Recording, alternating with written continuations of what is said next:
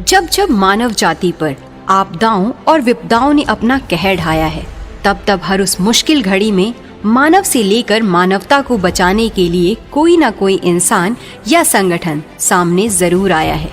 और जब भी ऐसे मानवीय संगठन का नाम लिया जाता है तो जाने अनजाने रेड क्रॉस संस्था का नाम सबसे पहले आता है, जो लगभग 150 साल से भी ज्यादा लंबे समय से मानवता के हित में कार्यरत है। कहते हैं आवश्यकता आविष्कार की जननी है। ऐसे ही जब सन 1863 में युद्धों का सिलसिला थमने का नाम नहीं ले रहा था, लोग अनंत पीड़ा से गुजर रहे थे और उनकी कराह सुनने वाला कोई नहीं था,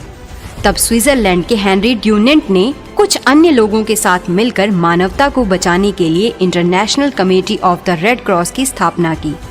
जिसका मिशन खास करके सशस्त्र संघर्षों तथा अन्य आपात स्थितियों के दौरान मानव पीड़ा को कम करना, जीवन और स्वास्थ्य की रक्षा करना और मानवीय गरिमा को बनाए रखना है।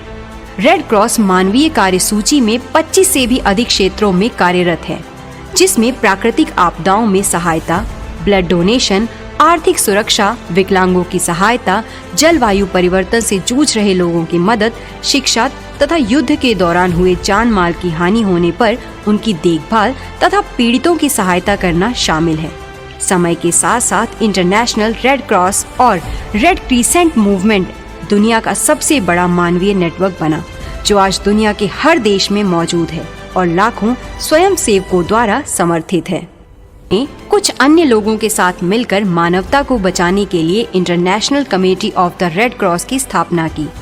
जिसका मिशन खास करके सशस्त्र संघर्षों तथा अन्य आपात स्थितियों के दौरान मानव पीड़ा को कम करना, जीवन और स्वास्थ्य की रक्षा करना और मानवीय गरिमा को बनाए रखना है।